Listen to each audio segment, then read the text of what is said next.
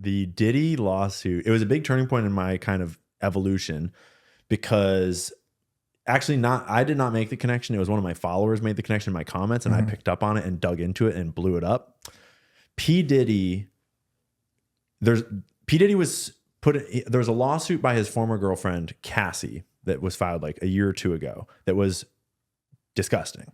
It was about all the ways that he had abused her and beaten her and gotten her addicted to drugs and all. It was absolutely atrocious. And I read it one time and I advise no one to read it if they have a sensitive heart. So he was already kind of coming under heat. And then this last year, a producer named Lil Rod, I think his name was Rodney Jones. If you're looking for the actual lawsuit, it's Sean Combs is Diddy's real name, and Jones is the accuser. And he files a lawsuit accusing Diddy of all sorts of things. And in the lawsuit, they include picture evidence. They include the nature of the suit is that the lawyers are testifying under legal oath that they have reasonable belief that the evidence they're saying they have is legitimate. And so there's a certain amount of legal precedent that what they're saying they know in this lawsuit is legally real. And they say that they have thousands of hours of recordings of audio and video. They have photos, many of which they include in this lawsuit.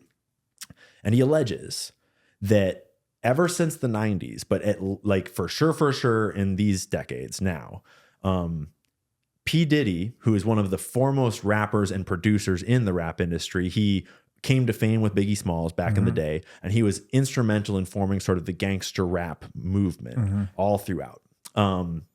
Formed Bad Boy Records. And it alleges that, am I getting the name of Bad Boy wrong? I think I'm getting Bad Boy wrong. I think it was Bad Boy Records. I think that's right. It might have been Bad Boy. I'm seeing the image of the logo. I remember he used to be Puff Daddy. First of all, Puff Daddy. Yeah, it is Bad Boy Records. Yeah. So he formed Bad Boy Records, and basically ever since then, the allegation is that he's been hosting parties at mansions filled with cameras, probably for the purposes of sexual blackmail. At those parties, there are underage girls frequently. There are bottles that are spiked with drugs that are being served to the women, not the men, and other bottles for the men. Obviously, they're not informing everyone of that, I'm sure. These parties are sponsored, at least now, by the head, the CEO of the biggest record label in the world right now, Universal Music Group. That CEO is Lucien Grange. He's attending these parties frequently. Diddy has guns. He has drugs on him at all times. His drugs are kept on all of his like assistants and other people so that he doesn't. It basically outlines the nature of this entire just criminal masterminded scheme that is essentially a sexual blackmail ring. Lots of it is gay. And if you think about the rap industry demonizing gay people, and then one of the most prominent rappers like Diddy is obviously gay from the lawsuit, and he's obviously encouraging people to do gay things in locations where there are probably cameras in order to get things like record deals. And Lil Rod alleged that he was specifically approached over and over with certain levels of enticement, including like the promising of awards, like literal like Grammy style awards and record contracts and stuff, if you will do this gay stuff. And so then you can kind of extrapolate out from there. And so all of that adds up to a blackmail ring, because in an industry where gayness is frowned upon, then doing gay stuff on camera, letting them know you do gay, like that will become blackmail, even if like it's totally fine to be gay these days. But in the rap industry, not so much. And that dates all the way back to J. Edgar Hoover and the Lavender Scare during the first sexual blackmail video ring, which was the Jewish mob blackmailing the director of the FBI. So he makes all these allegations about P. Diddy and about this whole thing in the rap industry. And my follower cues me into the fact that the head of security for Diddy, who's named in the lawsuit as a co-defendant, Fahim Muhammad, he was the head of security for Michael Jackson. And before we go there, the head of security for this operation like P. Diddy, that means your job is to know where all the drugs are, where all the guns are, where all the girls are, where all the cameras are, where all the problems are. Because if you're going to run security for a blackmail ring, you damn well better know what's going on. Otherwise, you're not very good at your job. And so when we realized that he's the head of security for Michael Jackson back in the day, I start digging into him, and I start digging into Michael Jackson. And it turns out that Fahim Muhammad graduated with a business and marketing degree at like age 21 or something like that. And immediately that year becomes the head of security for the King of Pop at like age 21 or 22 with a business degree. Then within the year, I think it was like a year and a half, Michael Jackson dies of an overdose. Whoa. Mysteriously. Fahim Muhammad is like the second on the scene based upon the testimony in court. It was the doctor that was already on the scene. Apparently Michael overdosed himself on accident is the story, I think. And then the doctor got there and was trying to revive him. And then Fahim got there and saw it. And I'm not alleging that Fahim killed him. I'm not alleging anything. I'm just saying that we know that Fahim was this old and this was his background. And now this is his job. And then no sooner does he fail to protect the King of Pop from himself, then his very next job at like age 23 or something like that, with that experience and background, is to run P. Diddy's sexual blackmail ring. And he's been doing that ever since. Wow. And in the lawsuit for P. Diddy, it directly alleges that Fahim Muhammad was the fixer. And he was the guy that all of the people were told to call if anything ever went wrong. Like if you get pulled over, you probably have drugs on you. You probably have other things. Call Fahim. He'll make the problem go away. He can get federal stuff gone away. He can get LAPD stuff gone away. He can make it all disappear. And who knows how he does that. It alleges directly with photos of like the blood in the bathroom. It alleges that Diddy straight up shot a dude while this guy was outside the bathroom. And then when the police eventually came, they told everyone to say it was a drive-by. Fahim Muhammad talked to some people, and then the police were like, it was a drive-by shooting, nothing to see here, and they all left. So that's the type of operation we're talking about. And then the deeper conspiracy comes when you start to put these pieces together. And this is inference. Yeah. Everything I'm saying from here on out is purely speculation based upon pattern recognition, right? And I want to remind us of what I said about organized crime earlier. And it's important to remember that the most powerful organized crime units in America were the Italian mafia and the Jewish mob. And you can decide which one of them was more powerful. But the Italian mafia, where are they today? The Jewish mob founded a state. And I mean, it's more complex than that, but the Jewish mob is extremely powerful, despite them having no movies made about them. The mafia's got 1 million movies. But the Jewish mob was far more powerful than you would think if you were basing it off of the Hollywood representation of them. So it's important to keep that in mind, because the mob and the mafia have always been very involved in the music industry. They basically founded it early on because the music industry is a very good way to launder money. It's like, I threw this show, cost me $1 million. I paid like $1 million to this artist, but they were actually sexually blackmailed and they had to show up, and I actually extorted them or whatever it was, you know? You can just fudge the numbers like crazy. Right. You can say you sold all this liquor that was actually given to you for free for this deal because you're all just organized crime, just doing things. Very famous for laundering money through the music industry. And like Ronald Reagan is a funny connection in there too. There's all these connections to go off of there. But inherently, you're saying the Italian mafia and the Jewish mob have deep criminal ties into the music industry dating back to like the 20s, 30s, 40s, 50s, etc. Many famous people that you don't realize, like Marilyn Monroe, had direct ties to these industries. And so then you start to look at all the Jewish music executives that run the music industry. And it's not all Jewish music executives, but it's like not a secret in the music industry that it's basic, especially in the rap industry, that it's like black rappers and Jewish executives. And it's been that way for a long time. And every rapper in the industry knows this. And you just need to do a Wikipedia search to know that. And I'm not saying that all the Jewish music executives are evil necessarily, but we do have a lot of rappers that have said such things. Like Michael Jackson is famously the first that came out and started saying, these Jewish people are screwing me over and they're taking what's mine. And he started to speak up. He started to fight back. He started to buy out Sony, and then he overdoses. And also they were smearing him as Wacko Jacko. They smeared him as a child predator. Dig into that before you believe it all, because the more you dig into it, you realize like Wacko Jacko was actually the name of a monkey, and they were smearing a black man as being like this cartoon monkey. And there's all this other stuff going on. But he dies. Then you have like Kanye West. He started speaking out about the Jewish executives that were ruining his life. And then like, if you don't know about the Harley Pasternak text that he published where his Jewish personal trainer threatened to send him essentially to an insane asylum, I'm going to dose you up so hard that you won't see your kids again. Christmas just won't be the same. It's like a direct. And this Harley Pasternak is like the personal trainer to the stars. You go to his website and he's trained like all of the top movies. It's the craziest rabbit hole you'll ever go down. So Kanye West is, and now Kanye West is like, Lord knows what's happened to his brain. Yeah. You know, seems like Harley Pasternak's threat came true. And then you have Diddy, who's not speaking out about Jewish music executives, but he's actually working with all these, like everyone above him, including Lucian Grange, this guy who is the CEO of Universal Music Group, who is, last year, Billboard Top 100, 33 of those 100 songs came from Universal Music Group, right? Wow. So that's Taylor Swift. Yeah. That's and a lot of them are the more demonic ones, like that song "Unholy" by Sam Smith.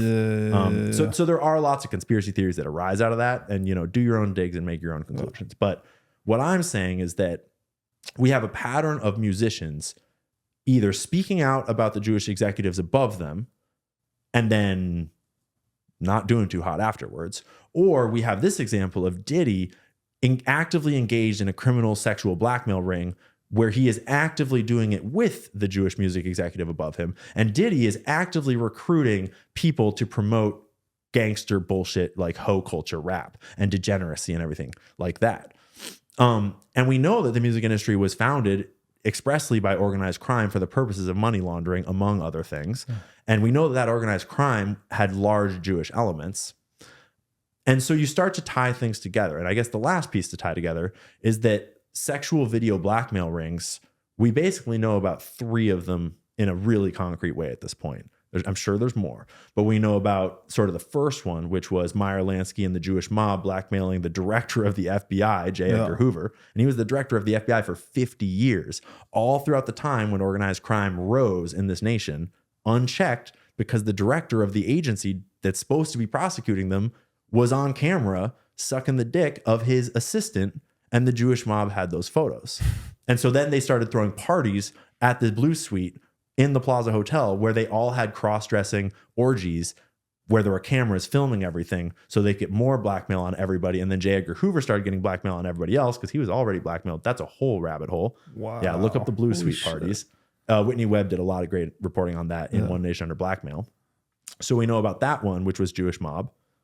Then we know about Jeffrey Epstein, which was Jewish Mossad. And then we know about this one, which is Diddy and Lucian Grange, which is the music industry. And the 2 modern ones we know about, Epstein kind of has the politicians and the celebrities and like all, and the financiers and a lot of like the tech guys. Yeah. Epstein's got a lot of those guys blackmailed, and he can kind of swim in all those circles, right? But what's one place that Epstein is not going to fit in? It's in the rap industry, right? He can't hang out with the rappers and sexually blackmail all the rappers. And so it looks an awful lot like we have an agency or an organized crime unit out there in this world right now that has learned that sexual blackmail is a great way to control perception and to control powerful people. And it looks like they have established sexual blackmail rings in all of the circles of power where they would be able to access all the various public figures that would influence our public perceptions. And the one that you definitely couldn't use Epstein for, the rap industry, it just so happens that we also have one for that industry too, because music is highly like influential, highly. So make of it what you will, but I tried my best to delineate which of that was facts and which of that was my speculation. No, you did but great. I see a pattern. Wow, man, I've never even cognitively explored this place at all. It's so mind-blowing. And the crazy part too, remember, Diddy's not in jail yet. He's walking free. And 50 Cent has famously been calling Diddy out for forever. 50 Cent is coming out with a documentary, I think this year or next year probably. He allegedly has a whole bunch more info. Diddy might have already ratted on other people. It's hard. There's like the raid on his house implies that now it's not just a civil suit. Now it's also a criminal investigation. So there is more to come on that story. I don't expect them to actually, like, for example, Epstein, no one ever got prosecuted. Yeah. And everyone says like prosecute the list, like prosecute his clients. Right. No one even ever says prosecute his co-conspirators. Right. Which would like literally be the Mossad and some CIA guys too. And so I don't necessarily expect Diddy to get any prosecutions of meaning either. Right. But maybe we'll get more information to come here soon. Does the law, is the law even working on these things? Because if you're talking about corruption at this high of a level, I would just think that whoever's administering the law is probably also bought and paid for to a greater or lesser extent. I think most of them are, but it's important to remember that not all of them are. Like, and throughout history, we do have examples, and almost everything that I have just said, we only know, like, because most of what I've just said is like easy primary sources that you can just Wikipedia and go deeper if you want. And we only have those sources because good cops and good federal agents did their job. Good senators, like the Church and Pike committees were really famous ones that opened a huge door. And so over history, we do have lots of examples of good people doing the hard work inside the system. It might be, I would argue that maybe less and less of that is happening nowadays, probably because of things like Jeffrey Epstein's network. But we still do have good cops on the beat in some places, and we need to support them. We need whistleblower protections. We need, as a society, to encourage good cops and whistleblowers. And we need to condemn things like the treatment of Snowden, the treatment of Assange, because now reporting on a crime is treated like a crime. And when when the reporting of a crime is treated like a crime, you're ruled by criminals, I think is the Snowden quote. So, man. So dude, that is so much to absorb. I can't even, but the blackmail thing, I've never thought about that. So you said Whitney Webb wrote an entire book about it. It's actually 2 books. It's called One Nation Under Blackmail. I'm currently rereading it for the 3rd time, and it is deeply dense. It is super dense. So it's a lot to get through. And for anyone who wants to kind of know this stuff, but isn't necessarily like a strong reader, I listened to it on tape first on Audible, and and it's still really dense and hard to understand. The second part is all about Epstein, and the first part is all about organized crime. But it's unreal, her like depth, her sourcing, and she just peels back everything from all the way from like the 1920s all the way till today. And I would say that is mandatory reading for understanding what's happening today, because until Jeffrey Epstein, no one ever talked about blackmail. No one even realized what blackmail was in most cases. And but the more you think about it, the more you realize that the world is like, let's be real, the world is still ruled by men, right? Mostly. And men are notoriously like self-interested and hard to control by like average, like normal means. But there's one way that's really easy to control men, and that is through blackmail. And people realize that hundreds and hundreds, thousands of years ago. But the advent of video cameras, of databases, it's just like nowadays, that's really the only, you can either control men by collaborating for everyone's benefit. Kind of hard to do, kind of hard to organize, kind of hard to guarantee, especially in a system that incentivizes greed and crime and corruption. And less profitable than successful blackmail. Way less profitable. And then the other way is blackmail. And a lot of times it's important to remember that actually most of the corruption doesn't even need blackmail, because the system incentivizes corrupt individuals, greedy individuals, depraved individuals to rise to the top. Anyone who's ever been to Vegas and been into a club in Vegas, just look around you and think,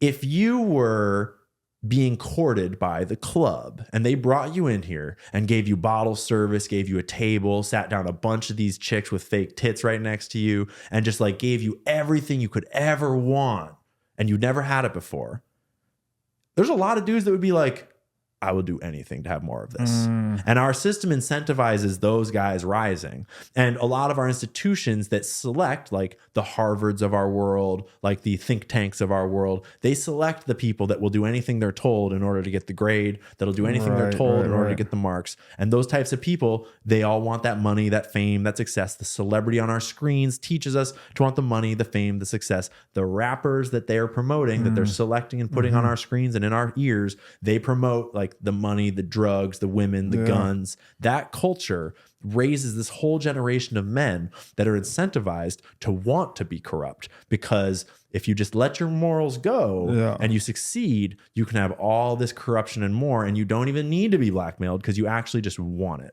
Wow. And so the blackmail only exists for the people that don't already fall in line. Yeah. That's honestly, I thought that was going to be another motivation for controlling the music industry, was to control or at least influence cultural zeitgeist, right? In the ways you just described. Because the thing, anyone that has kids knows that you can't tell a kid something's not cool. That's right.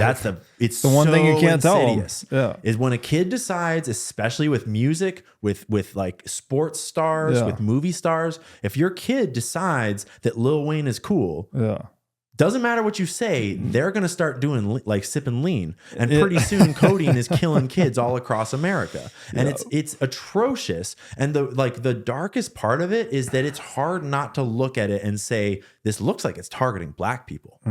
Like this looks like this is intentionally an operation to keep the black peoples of America degenerate and depraved and poor, right?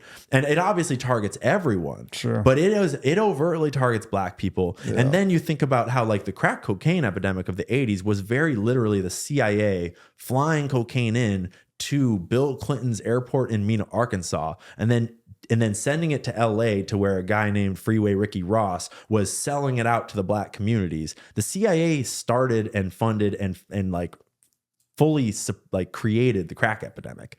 So there's like layers of like, what do we have against the black community and who's behind that? And I'm not insinuating anything, and I do not have the answer. It's just the more I see it, the more I can't help but think that like that is overt and it's everywhere and it's dark.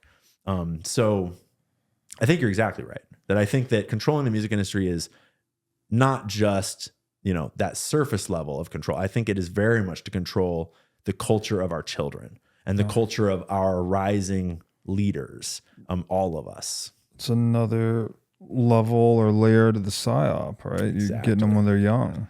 Thanks for watching. If you enjoyed this episode, click here to find more just like it, and here to find our most recent episode. Also, make sure to like this video to help shine light on the corruption of money. And be sure to subscribe to this channel to stay connected.